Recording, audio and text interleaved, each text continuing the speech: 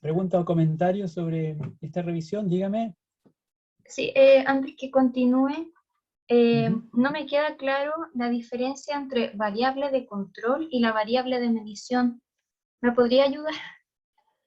Claro, bueno, me parece que en el desafío 5 del taller anterior le habíamos llamado variables de observación, no recuerdo cómo le llamamos exactamente. No eran así, de control y de medición. Que Ah, ya, justo, profe, no alcanzamos a, como en la Ujú. última clase que quedamos de eso, no alcanzamos a decirlo, esas dos variables. Ya. Entonces no sé la Bueno, diferencia. la clave está en que cuando realizamos un trabajo de investigación en general, no solamente un trabajo de investigación experimental como este, la pregunta de investigación siempre expresa de manera explícita los factores o las categorías que se van a observar en la investigación. Observar en un sentido amplio, observar en un sentido de investigación científica, digamos, porque la observación puede ser llevada a cabo ya sea con nuestros sentidos o puede ser llevada a cabo mediante algún tipo de instrumental, de cualquier tipo, digamos. Por ejemplo, cuando medimos la cantidad de luz, en este caso, podemos medirla a través de la potencia que emiten las ampolletas o los focos que están dispuestos en este experimento. Entonces medimos la cantidad de luz a través de la potencia irradiada por los focos. Y entonces tenemos un instrumental que nos permite medir la potencia de luz. En ese caso estamos haciendo una observación. Y la variable a observar es una variable que podemos medir, que podemos registrar. Cuando queremos investigar esa variable, entonces la variable aparece explícitamente mencionada en la pregunta de investigación. Pero también podría ser otro tipo de investigación y, por ejemplo, en el campo de las ciencias sociales o de la psicología, y entonces allí la variable a observar no necesariamente se mide con un instrumento tecnológico, por ejemplo, sino con un instrumento, podríamos decir, de registro de información, como una entrevista o una encuesta que permita evaluar, por ejemplo, actitudes de las personas, si la actitud de la persona es favorable o desfavorable frente a un cierto fenómeno. Y eso se hace con un ítem, con una pregunta, con un instrumento de medición que no es otra cosa que una especie de encuesta. Entonces, en ambos casos, tanto sea que midamos la cantidad de luz como midamos la actitud de una persona frente a un fenómeno, en ambos casos estamos observando desde el punto de vista científico. Estamos registrando una variable. Puede ser la variable cantidad de luz, la variable cantidad de agua, la variable masa, la variable estatura.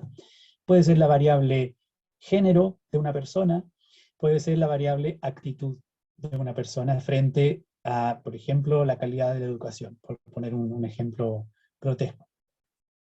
En cualquier caso, variables observacionales o variables que medimos o de medición son aquellas características, factores, categorías relevantes para el fenómeno de estudio y que podemos observar en un sentido amplio. Y luego, cuando hacemos la investigación y hacemos la observación, en general ocurre que esa observación se realiza bajo ciertas condiciones.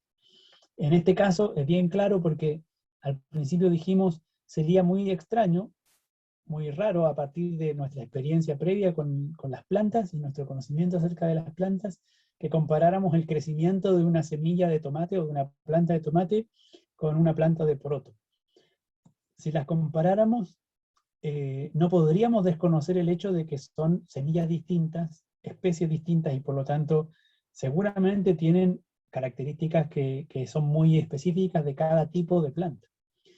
Y entonces, si lo que nos interesa evaluar, por ejemplo, es la cantidad de luz como variable que influye sobre el crecimiento, nos interesa que esa comparación sea equivalente, en situaciones comparables.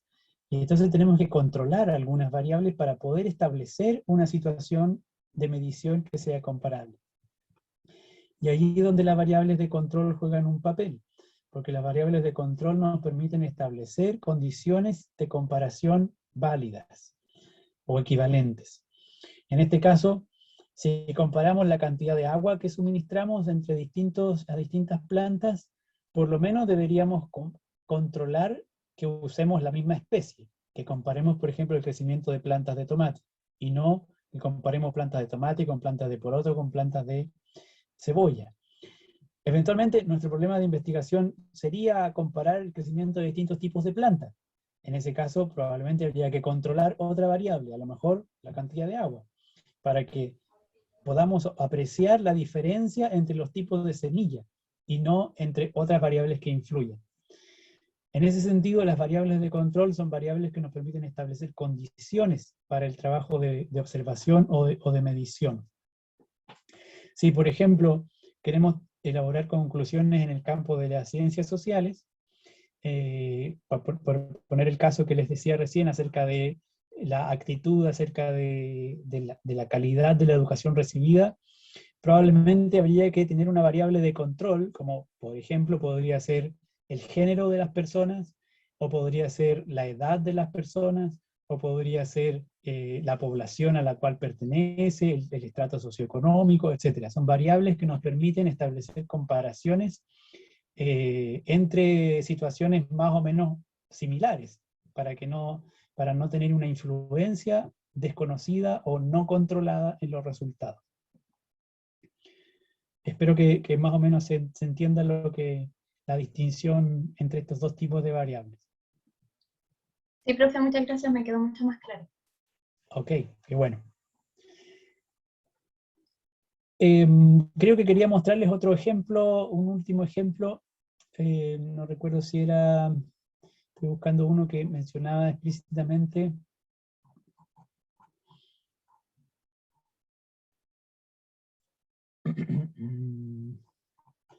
Me parece que aquí tenemos un caso. Veamos este último ejemplo del grupo de Javier, Nicole, María y Pía.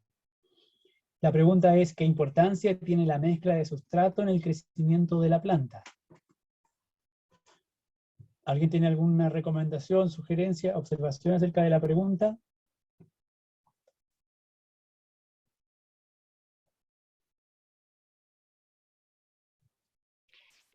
Yo creo que lo mismo. Perdón. ¿De nuevo?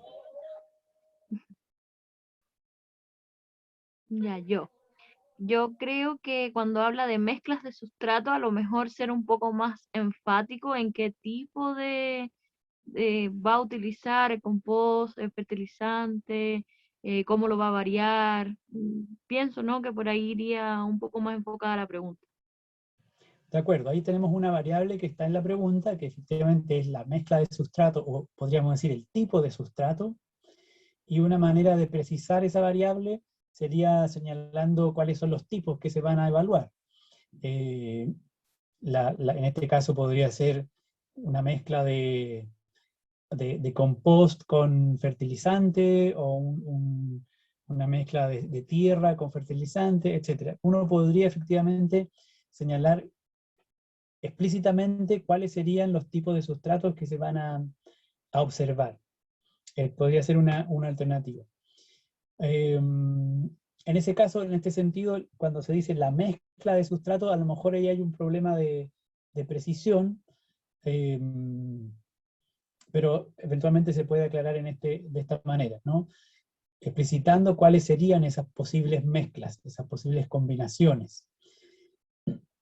En general, cuando llevamos a cabo un diseño de investigación, hay otras alternativas, porque si uno explicita, por ejemplo, en la pregunta, tipo de sustrato, entonces luego cuando haga su descripción del trabajo, allí se define la variable con más precisión, y los tipos de sustrato se expresan en términos de cantidades de fertilizante, cantidades de compost, cantidades de tierra, cantidades de arcilla, etc. Uno podría ser más preciso en la descripción del trabajo cuando haga una investigación más acabada, y no necesariamente en ese caso poner todo el detalle en la pregunta. ¿Hay algún problema con la conexión? No sé si se está a lo mejor escuchando mal. Yo Victoria escucho dice- bien, profe. Por acá bien. ¿Sí se escucha? Ah, ya. Por acá igual. Ya, ok, gracias. A lo mejor voy a apagar de todos modos un par de minutos el video por si acaso se mejora la transmisión del sonido al menos, ¿ya? Bueno, en este caso podríamos agregar que, claro, Andrea dice no lo especificaron porque solo eran 2 sustratos a mezclar. De acuerdo, a lo mejor habría que, se podría a lo mejor señalar mezcla de compost y fertilizante. Podría expresarse explícitamente. Se mejoraría la pregunta de todos modos en términos de precisión, ¿ya?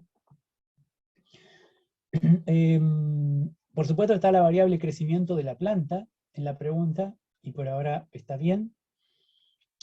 Y Patricio efectivamente hace el punto en relación a la importancia, lo que habíamos mencionado, discutido en el primer grupo, ¿cierto?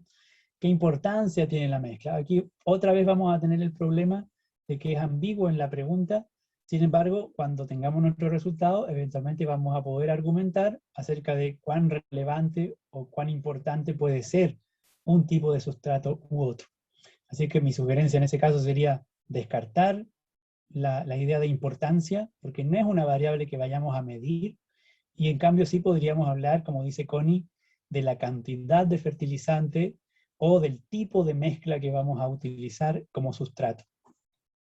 Fíjese, Connie, que cantidad de fertilizante es una variable distinta a tipo de sustrato, porque se miden de manera diferente. Cantidad de fertilizante habría que hacer una investigación en la cual uno agrega distintas cantidades de fertilizante al sustrato. Y eso podría ser ningún fertilizante, 100 gramos de fertilizante, 200 gramos de fertilizante, etc. En cambio, tipo de mezcla podría ser una cantidad nominal de fertilizante fija, y eso mezclarlo con una cantidad fija de tierra y con una cantidad fija de compost, por ejemplo, ¿ya? Entonces, por eso hay que tener cuidado con la definición de las variables, porque luego esas variables son las que tenemos que llevar al diseño experimental para medirlas, para poder observar, registrar y comparar.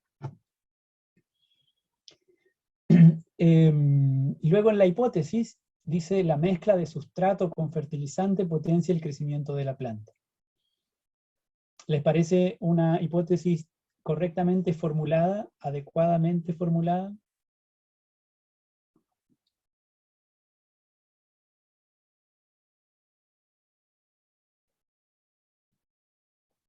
Criterios para tener presentes la coherencia con la pregunta. ¿Es una posible respuesta a la pregunta de manera coherente? Y luego otro criterio, ¿incluye las variables que se van a observar?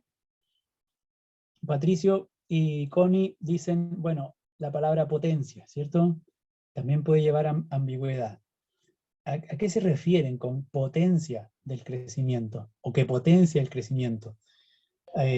Porque si nosotros tomamos la palabra potencia, quizás podemos inferir de que acelera el crecimiento o hace o produce que crezca más rápido, que no quiere decir que se vaya a medir quizás la altura que alcance la planta, sino que la velocidad con la que crezca. O la Muy de potencia acuerdo. del fertilizante también, profe. De acuerdo, efectivamente. Tiene ese problema la palabra potencia, que es ambiguo porque no tenemos claro a qué se están refiriendo. Y en la pregunta, por supuesto, no aparece la potenciación del crecimiento, sino que aparece el crecimiento. Así es que hay una dificultad con eso que la hace hasta cierto punto incoherente a la hipótesis con la pregunta. Y de nuevo, por el hecho del problema con la imprecisión de la importancia en la pregunta, nuestra hipótesis no es una respuesta clara y pertinente para la pregunta, porque tendríamos que haber respondido algo así como la mezcla de sustrato es importante por tal y tal razón.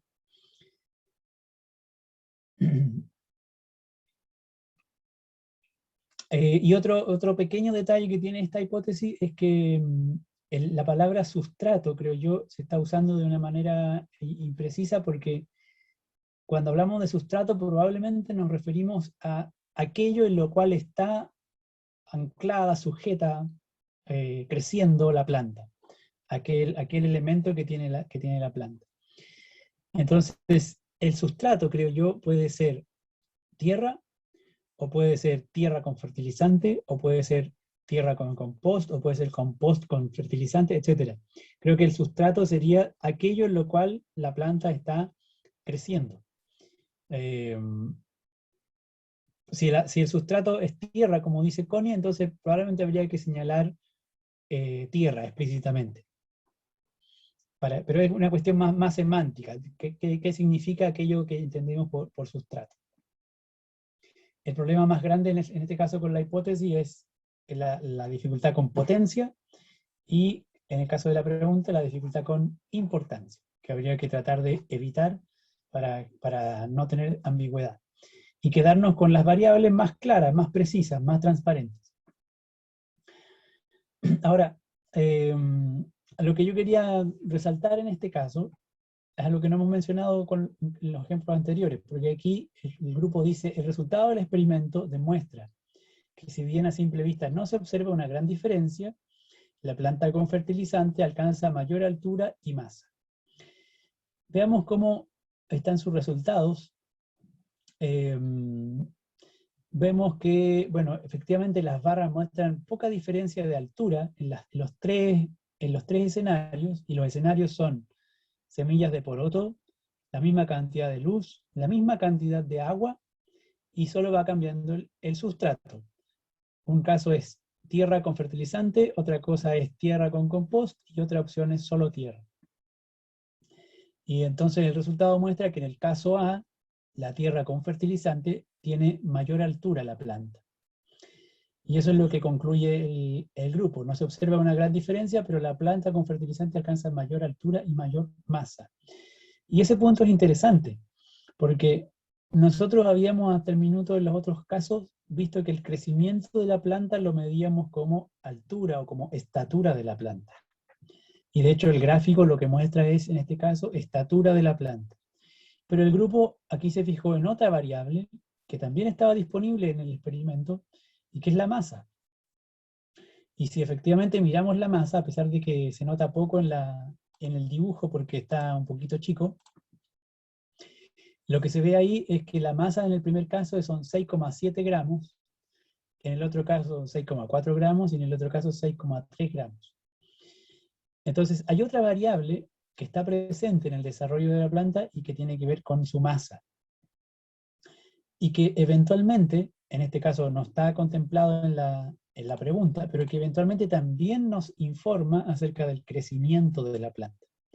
A lo mejor crecimiento no solamente se puede entender o se puede medir mediante la estatura. A lo mejor también hay que medir la masa de la planta para poder caracterizar el crecimiento del organismo. En este caso habría una dificultad de coherencia, porque en ningún momento no se explicitó a qué se refiere el crecimiento de la planta. Eventualmente eso se podría explicitar en la justificación de la investigación, en el desarrollo de la investigación, en el marco referencial. Se puede decir, cuando midamos el crecimiento de la planta, vamos a observar la estatura y la masa. Y vamos a entender que el crecimiento o el desarrollo de la planta es mayor cuando alcanza una relación mayor o mejor de altura y masa, por ejemplo. Pero este es un punto interesante porque uno podría realizar algún experimento con este mismo simulador para ver cómo influyen ahora el agua o la luz o el sustrato de manera separada en la estatura y en la masa. A lo mejor puede haber algún caso en el cual la planta crezca mucho en altura y sin embargo con poca masa. O a lo mejor con mucha masa y poca altura. ¿Se entiende? Habría que evaluar qué es lo que pasa allí con los resultados de influencia en estas dos variables para medir el crecimiento, estatura y masa. Es algo que no lo vi en ninguno de los grupos, pero es algo que podría mostrar un resultado interesante. Profesor. Dígame. Y la pregunta ahí esta no sé si estaría buena. Si añado sustrato, ¿será mayor el crecimiento y masa de la planta? ¿Sería como más coherente o no? Yo creo que sería más claro si en vez de usar crecimiento usáramos directamente las variables. Dijéramos estatura y masa de la planta. Y entonces así nadie puede discutir de qué estamos hablando cuando hablamos de crecimiento. Y Clarito, profe, gracias. ¿ya? Y lo que sí, yo creo que habría que revisar el uso de la palabra sustrato, porque yo por lo menos lo entiendo como cualquier cosa sobre la cual está, digamos, en la que está plantada una planta, valga la redundancia.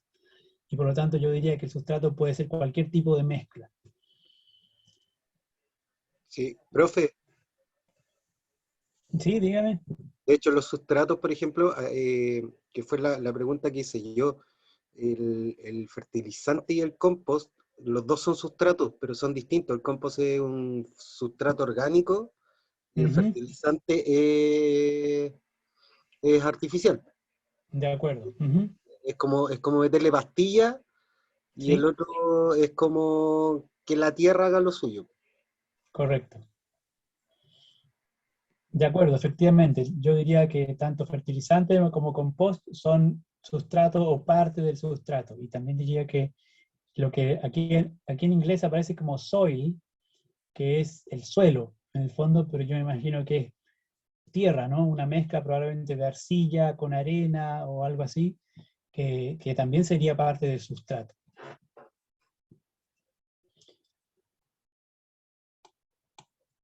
Y claro, como dice Melissa, efectivamente existen distintos tipos de sustrato. ¿Alguna pregunta o comentario para ver si queda algo pendiente en torno a esta revisión? Yo espero que como retroalimentación le sirva a todos los grupos para no detenernos en todos y cada uno. De todos modos, si es que observo algún detalle importante en alguna de las respuestas, voy a comentarla en el foro, ¿ya?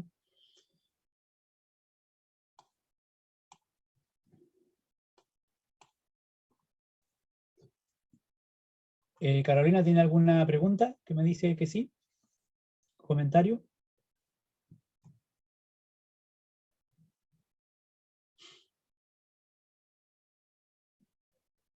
De acuerdo, voy a revisar el aporte de su grupo para ver cómo se aborda ese caso, ¿ya?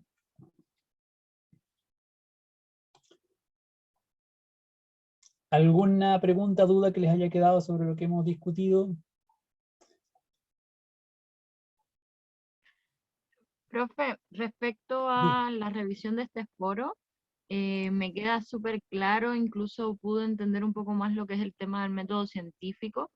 En fin, creo que igual si hubiésemos hecho un poco más de ejercicio en cuanto a las misiones anteriores que hizo, igual yo creo que la materia o el contenido, voy a hablarlo mejor, el contenido, creo que hubiera quedado un poquito más, digamos, más profundo al menos en mi persona. No sé mis compañeros, pero yo sí lo entiendo así. O sea, entiendo que la actividad le resultó significativa, ¿eso quiere decir como para el aprendizaje? Sí, esta actividad me resultó significativa, ¿Ya? pero me refiero a que, por ejemplo, acá hemos estado revisando, viendo varios ejemplos, que obviamente nosotros estuvimos jugando con el simulador, ¿ya? Y entonces lo que estoy haciendo es referencia a cómo iniciamos nosotros esta clase con las 5 misiones, ¿cierto? Fuimos yendo por diferentes contenidos. Entonces, quizás realizar con las demás misiones esto que hicimos ahora hubiera quedado un poquitito más, al menos para mí, más claro en lo que son las ciencias naturales y la aplicación en la vida real. Eso quería decirlo porque en verdad me siento un poco insegura en cuanto a los demás contenidos que pasamos. Ok, entiendo, gracias.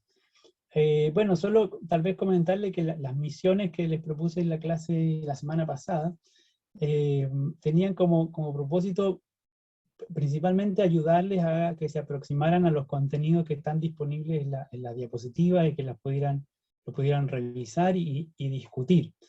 Y intentamos después, creo, retroalimentar algunas de las respuestas y algunas de las principales dudas que pudo haber habido en torno a esos ejercicios o a esas preguntas. Y bueno, en cualquier caso, tanto especialmente, por ejemplo, la misión 5, que estaba más vinculada con esta actividad, como esta misma, son actividades formativas, es decir, son actividades para ir justamente desarrollando los aprendizajes, y no espero que justamente ya sepan hacerlas al momento de enfrentarse a ellas, sino que el ejercicio de hacerlas espero que nos sirva para ir desarrollando, como usted dice, una experiencia más significativa de aprendizaje en torno, en este caso, como usted bien señala, a la investigación científica. Este es un caso de investigación experimental.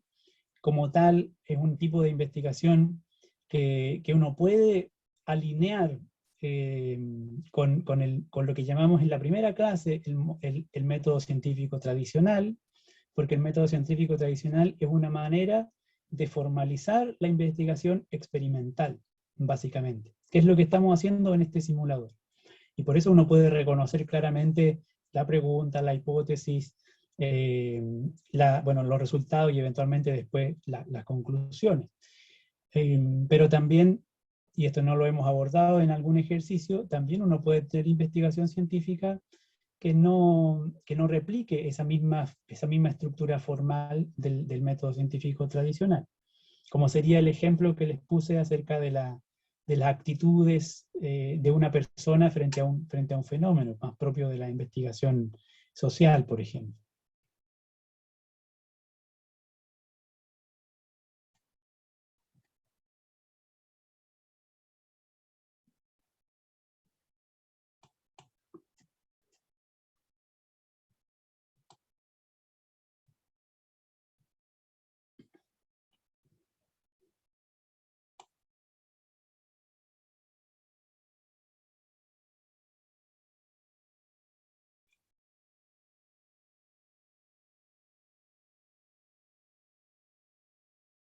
Entiendo las sugerencias que me están haciendo por el chat en torno a balancear contenido y actividad práctica.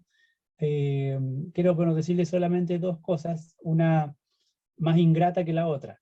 La parte ingrata tiene que ver con que yo creo que ustedes tienen también que asumir, más allá de las circunstancias lamentables en las que estamos, que nuestro curso, y yo creo que ningún curso, se limita o se debe limitar al tiempo de clases que podamos tener, ya sea presencial o online, digamos, sincrónicas. Todos los diseños curriculares de estos cursos suponen que el estudiante tiene que invertir un tiempo adicional independientemente del horario de clase, ¿ya? En el rediseño curricular de esta actividad curricular en particular, de este curso, ese tiempo es bastante extenso. Recuerden que la malla de la carrera está en este sistema de créditos transferibles, y supone que el tiempo de clase es equivalente al tiempo de trabajo autónomo de los estudiantes. Y en ese sentido, independientemente de las condiciones, desde el punto de vista del diseño del currículo para el aprendizaje, es necesario tener presente un tiempo de trabajo autónomo. Bueno, justamente el aspecto que yo valoro como positivo en el hecho de contar con las clases grabadas, dado que mi experiencia previa con este curso y otros cursos, haciendo clases expositivas, me parece frustrante y limitante para el aprendizaje, es que yo espero que no necesiten justamente revisar toda la grabación de la clase si es que el contenido de las diapositivas les parece suficientemente claro. Si es que no tuviéramos esa posibilidad y yo tuviera que hacer la clase expositiva, entonces esos mismos 57 minutos que dice Andrea en el chat que tiene que invertir en la grabación, tendríamos que invertirlos en la clase, en un espacio expositivo que no nos daría más posibilidades de hacer más cosas.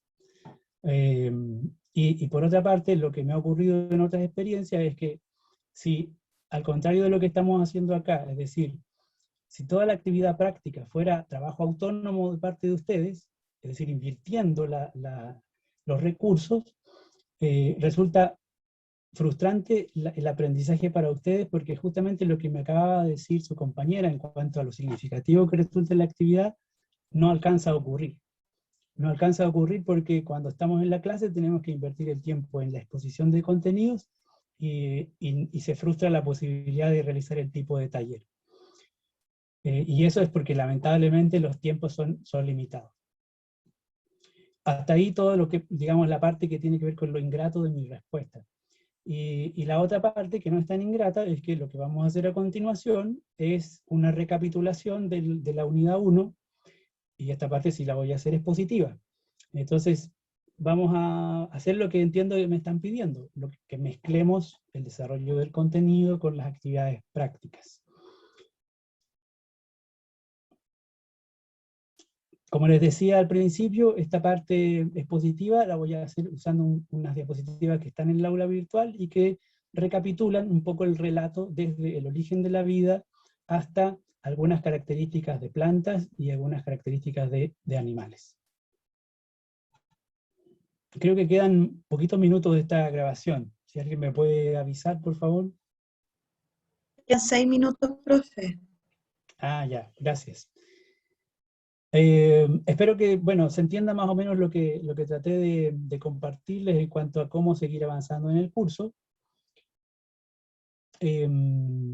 Como les digo, vamos a pasar a una segunda parte de la clase de hoy, donde vamos a ir revisando el contenido de la unidad, o revisando el contenido de la unidad, y por lo tanto les propongo que hagamos un recreo, un break, antes de seguir con la segunda parte.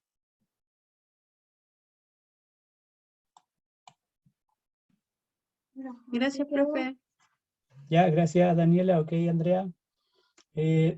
Veamos, son las 20:06, vamos a tener 15 minutos, a las 20:20 continuamos. ¿Les parece o quieren un par de minutos más? Como usted disponga. Está bien, 15 minutos, ok. Está bien, profe. 20:20 nos vemos. Vale, profe. Chao.